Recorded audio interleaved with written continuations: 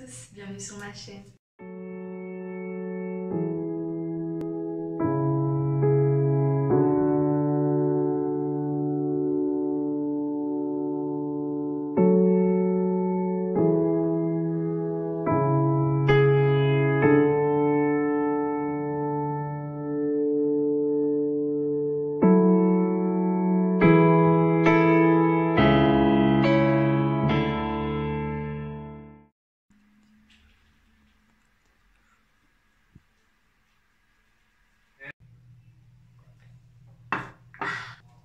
Aujourd'hui on se retrouve pour une nouvelle vidéo et je suis trop contente. Donc comme vous avez pu voir si vous étiez là avant, ma chaîne a totalement changé. J'ai effacé toutes mes anciennes vidéos pour regarder vraiment les vidéos qui m'intéressent réellement. Et c'est celle-ci, donc c'est les vidéos en fait qui vont porter beaucoup sur les enfants maltraités, les enfants disparus, les enfants victimes de meurtres, de manipulation, tout ça. Je vais vraiment porter mon attention sur les enfants en fait et ce que peuvent vivre des enfants partout à travers le monde et des choses horribles qu'ils vivent malheureusement. Et donc c'est vraiment quelque chose qui m'intéresse, faire des recherches, vous en parler et tout. Donc c'est vraiment ça. Sur quoi va porter ma chaîne. Donc aujourd'hui on va parler de Jane Broberg. Je vais dire Jane parce que c'est écrit J-A-N et je sais pas comment le prononcer, donc on va dire Jane Broberg. Et toute l'histoire qu'il y a autour d'elle et sa famille. La petite Jane Broberg, je vais dire, qui a au moment des faits 12 ans, enfin au moment des faits, au début de l'histoire elle a 12 ans. Elle vit avec ses parents, donc son père Bob Broberg qui est fleuriste et sa mère Marianne, donc Marianne je veux dire, Broberg qui est elle femme au foyer. Elle a également deux sœurs, Suzanne et Karen. Jane est une petite fille très souriante, très aimée, très investie dans sa famille, pleine de peps. C'est la petite fille qui va vous donner le sourire quand vous allez la voir. Elle vit une enfance très simple, très heureuse. Bob et Marianne, donc ses parents, sont vraiment des parents formidables. On n'a rien à dire sur les parents de la petite Jane. Et donc ils vivent tous à Pocatello, je sais pas si je le dis bien, dans l'Idaho, qui vit dans un quartier vraiment peuplé par la confiance. Les maisons sont jamais fermées à clé. La famille en fait des Broberg est très croyante, et notamment Marianne qui est très investie au sein de l'église de son village. En fait elle y va à chaque messe, elle y va tout le temps. Et donc Bob Berchtold, au final il se rend compte à l'église, mais en fait c'est leur voisin. Donc il vient d'emménager, il a 5 enfants et une femme qui s'appelle Gail. Je vais dire Gail, je sais pas trop comment ça se prononce. Et donc ils ont 5 enfants, on n'en a pas plus d'informations sur le sexe des enfants. Les Berchtold et les Broberg sont devenus très amis. Ils passaient vraiment tout leur temps ensemble. Bob Berchtold, donc le voisin, allait très régulièrement le matin chercher les enfants pour les amener à l'école. Il les récupérait le soir, ils faisaient beaucoup d'activités ensemble.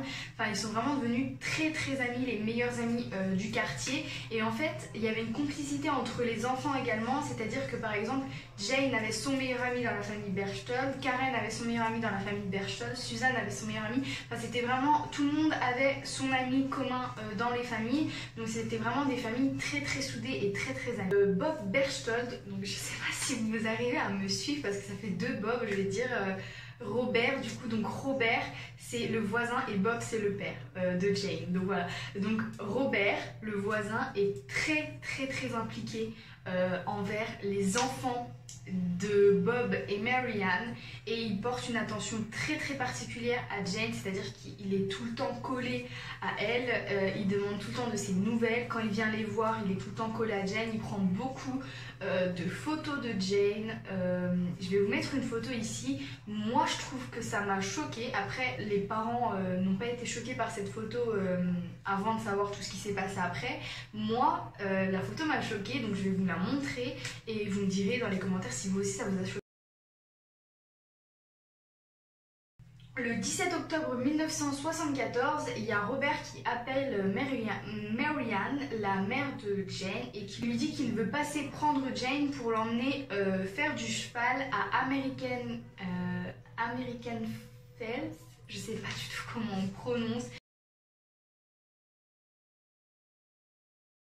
Elle finit par dire oui, et c'est un peu là que tout va commencer. Donc Bob passe prendre Jane comme prévu pour l'emmener au cheval et il lui donne des cachets. Donc il lui dit que c'est ses antihistaminiques. Je crois pas que c'est ça, mais bref, elle a des cachets à prendre dans la vie de tous les jours, et lui il lui donne des cachets en lui disant tiens, c'est les tiens, prends-en un avant d'aller au cheval pour pas être anxieuse, ou je sais plus trop la raison. Et donc elle, croyant que c'était ses cachets à elle, elle les prend et elle finit par s'évanouir très très vite. Donc, à l'heure où Jane devait rentrer chez elle, Marianne ne la voit pas. Elle voit pas la voiture de Robert et là elle commence à s'inquiéter. Elle pense pas du tout à un enlèvement. Elle croit qu'en fait ils sont tombés en panne et que vu qu'il n'y avait pas de téléphone portable, ils n'ont pas de moyen de communiquer. Ensuite, il y a Gail, donc je vous en ai parlé au début, c'est la femme de Robert qui débarque chez les Broberg, un peu inquiète elle aussi, et elle dit est-ce que vous avez vu Robert? Il est toujours pas rentré à la maison. Elle dit que non, il est parti avec Jane et que Jane non plus n'est pas rentrée. Donc là, Marianne, sachant que Gail s'inquiète également, elle souhaite appeler la police et elle en fait part à Gail. Mais là, Gail va avoir une réaction assez perturbante puisqu'elle va dire non, non, n'appelez pas la police, ça va aller, ils vont rentrer probablement très très vite. Alors je vous rappelle qu'ils sont partis le jeudi après-midi et le vendredi soir, ils n'étaient toujours pas rentrés. Donc le 22 octobre 1974, le 5e jour que Jane a disparu, elle appelle le FBI qui se rendent immédiatement sur place. Donc, faut savoir, je vais vous parler un peu de l'état d'esprit des parents au bout de 5 jours de disparition de Jane. Faut savoir que les parents ne sont pas inquiets, ils ne croient pas du tout à un enlèvement, ils ne croient pas non plus que Robert ait pu lui faire du mal, ils croient qu'ils sont peut-être perdus ou qu'il l'a emmené un peu plus loin en vacances et qu'il les a pas prévenus. Enfin, ils sont vraiment, encore une fois, très très naïfs. Et le FBI, en arrivant sur place, il découvre que le camping-car de Robert Berchtold a disparu. Et donc ça c'est très bizarre puisqu'il comptait l'emmener juste au cheval et il n'y a plus de camping-car alors qu'il est parti, je vous rappelle, en voiture. Mais là, en fouillant un peu les alentours, ils ont trouvé la voiture de Robert Berchtold abandonnée en fait avec une vitre, la vitre côté passager cassée avec les bouts de verre, non pas dans la voiture mais à l'extérieur de la voiture, donc ce qui montre que quelqu'un est sorti par la fenêtre et non a essayé d'entrer. Et la portière passager est couverte de sang, donc là ils commencent réellement à s'inquiéter parce qu'ils interrogent un peu toute la famille de Robert Berchtold pour savoir qui est cet homme, qu'est-ce qui se passe dans sa tête pour prendre sa petite voisine et ne pas la ramener à ses parents. Et là, Joey Berchtold, donc Joey c'est le frère de Robert, il dit que Robert il a toujours eu un penchant pour les petites filles, que même qu'ils avaient une demi-sœur et Robert se sentait obligé d'être tout le temps collé à elle. Il y a plein de petites anecdotes qui remontent à la surface quand on apprend que Jane est disparue. Par exemple, une fois, Jane était allée dormir chez Robert. Il dormait dans le trampoline, donc à la Belle Étoile. C'était un petit peu un rituel avec tous les enfants. Et cette fois-ci, les enfants dormaient dans des tentes autour et il n'y avait que Robert et Jane qui dormaient dans le trampoline. Et en plein milieu de la nuit, Jane s'est réveillée avec sa petite culotte en bas des pieds et Robert l'enlaçait. Donc elle s'est réveillée, elle était très choquée, elle se demandait ce qui se passait. Robert a trouvé l'excuse en disant qu'elle avait tellement bougé que sa petite culotte avait dû descendre à ses pieds. Les enquêteurs ont également découvert qu'en janvier 1974, donc c'est pas du tout longtemps avant la disparition de Jane, puisqu'elle a disparu en octobre, Robert avait reçu un blâme de l'église parce qu'il s'était rapproché d'une jeune fille assez anormalement. Là on était plus dans la partie enquête, où est Jane, mais là on va se plonger dans ce que Jane vivait pendant ce temps-là. Donc Jane, elle, donc le jour de son enlèvement, revient au jour de son enlèvement, elle se réveille dans un camping-car, les mains attachées au lit, ainsi que les chevilles. Donc il est pour elle impossible de bouger, elle ne peut pas bouger, elle ne peut pas se débattre. Et il y a une espèce de petite cassette à côté d'elle qui parle, un magnétophone, enfin je sais plus comment ça s'appelle, qui parle, et en fait c'est des bruits d'extraterrestres, enfin des bruits non parce qu'elle comprend ce qu'ils disent, mais en gros c'est des extraterrestres qui parlent et qui lui disent qu'elle a une mission à accomplir, sinon son père mourra, sa sœur sera aveugle et son autre sœur sera tuée si elle n'accomplit pas cette mission. Et en fait la mission est qu'elle doit avoir un bébé avant ses 16 ans avec l'homme qui se trouve dehors devant la caravane. Donc elle sort de la caravane et bien évidemment elle voit Robert. Elle a 12 ans, elle y croit dur comme fer et vous allez voir par la suite de l'histoire elle va y croire très longtemps. Et donc là elle y croit dur comme fer, elle croit que c'est vrai, elle croit que si elle n'accomplit pas cette mission, sa famille va mourir et elle, ce qu'elle va avant tout c'est épargner sa famille. Robert la droguait tous les jours et il la violait également. Le 20 novembre 1974, donc après 35 jours de disparition, Robert Berchtold appelle son frère Joey, comme je vous l'ai dit, pour lui dire qu'il souhaite se marier avec Jane, et vu que c'est pas légal là où ils vivent, il va aller faire ça au Mexique parce qu'au Mexique on a le droit de se marier à 12 ans. Et donc il décide d'appeler le FBI qui retrace l'appel et donc qui va arrêter Bob Berchtold. Quelques jours plus tard, Gail demande à Bob et Marianne d'abandonner les charges contre son mari. Elle les menace, elle leur dit que sinon leur famille va souffrir. Bob et Marianne font un démenti, donc ils expliquent qu'en fait ils se sont mal compris, qu'ils avaient dit d'accord pour l'emmener un mois en vacances. Enfin bref, ils ont fait un gros démenti, donc un gros pâté de mensonges tout simplement. Donc Robert a été libéré et il a déménagé à Ogden, je sais pas comment ça se dit. Donc il a déménagé à Ogden en Utah. Vers son frère, et son frère l'a employé dans une entreprise à lui. En fait, il a été embauché dans une entreprise à son frère. Et donc il faut savoir qu'il a déménagé seul, sans sa femme et sans ses enfants. En printemps 1975, donc Robert vient toujours voir Jane. Il vient que les week-ends, mais à chaque fois qu'il se voit, Jane dit qu'en fait il vient même pas parce qu'il l'aime, elle se sent plus aimée en fait. Il vient la voir uniquement pour coucher avec elle. Et 20 mois après l'enlèvement de Jane, je sais pas trop pourquoi, il a été condamné à 45 jours de prison. Excusez-moi, 45 jours de prison pour ce qu'il a fait, c'est impensable. Mais il faut savoir qu'à cette époque-là, les parents ont toujours très confiance en lui. Ils disent que c'était un accident, qu'il s'est rien passé. Et ils ont emmené Jane au médecin et son hymen était intact. Donc je pense que c'est le médecin qui a mal fait son travail ou alors réellement son hymen n'a pas été touché. Mais en tout cas, ils n'ont vu aucune trace de rapport alors qu'ils en avaient bien eu. Le 10 août 1976, Bob va réveiller Jane dans sa chambre. Et quand il arrive dans sa chambre, il fait la monstrueuse découverte que Jane n'est plus là une deuxième fois. Et là, il y a une lettre sur le lit qui dit qu'elle est partie, qu'elle en a marre, qu'il ne la laisse pas vivre sa vie, qu'il ne veut plus qu'elle voie Robert alors qu'ils s'aiment.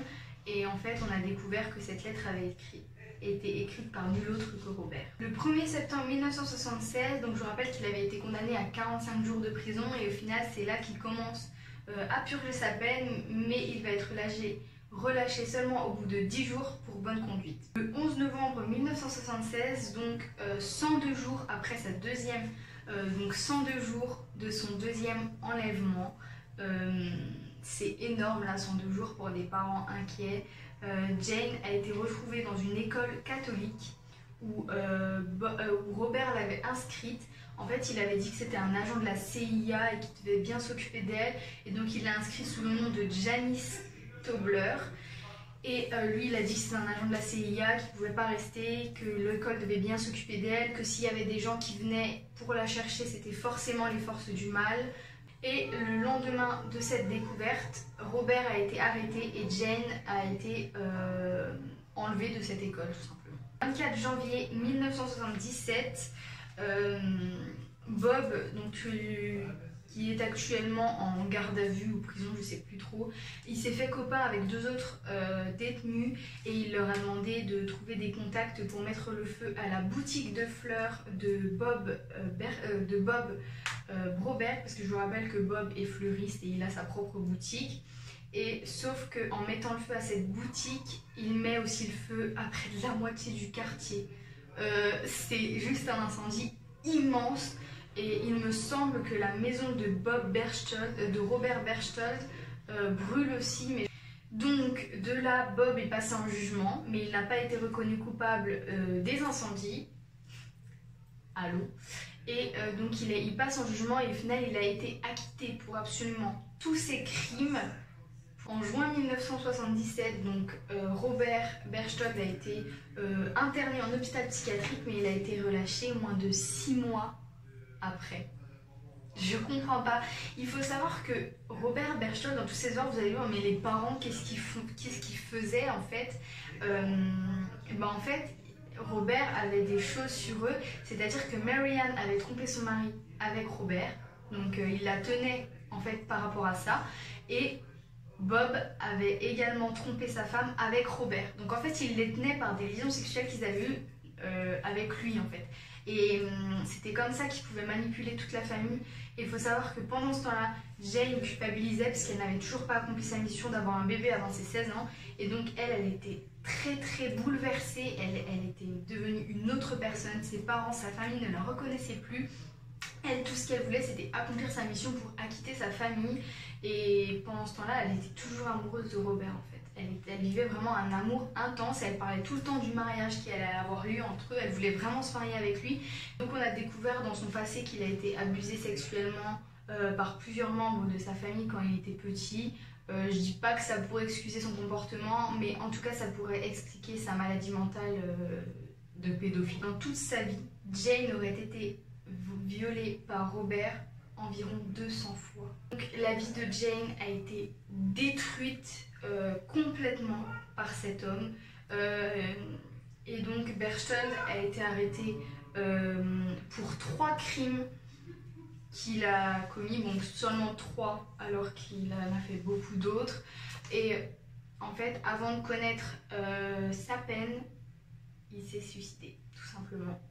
Et il faut savoir que Jane a arrêté de croire aux aliens seulement le jour de son anniversaire parce qu'elle a vu, donc seulement le jour de ses 16 ans, parce qu'elle a vu qu'à ses 16 ans, personne n'était mort et personne n'était aveugle. Donc c'est là qu'elle a réellement cru que Robert l'avait manipulée tout ce temps. Donc elle, à l'heure actuelle, elle va bien. Toute sa famille est marquée par cette histoire. Sa famille, vraiment, elle est très touchante. Il y a le reportage dont je me suis inspirée totalement pour cette vidéo sur Netflix qui est hyper intéressant. On voit le don de manipulation qu'a cet homme. Je vous le mets en barre d'infos. J'espère que vous aurez compris toute l'histoire parce que j'ai essayé de vous la résumer au mieux, mais c'est tellement long. En tout cas, moi, je vous fais de très gros bisous. Je vous dis à bientôt pour une prochaine vidéo et je vous aime très fort. D'ici là, soyez prudents. Seeing eyes of mine, you see, there are no trees inside.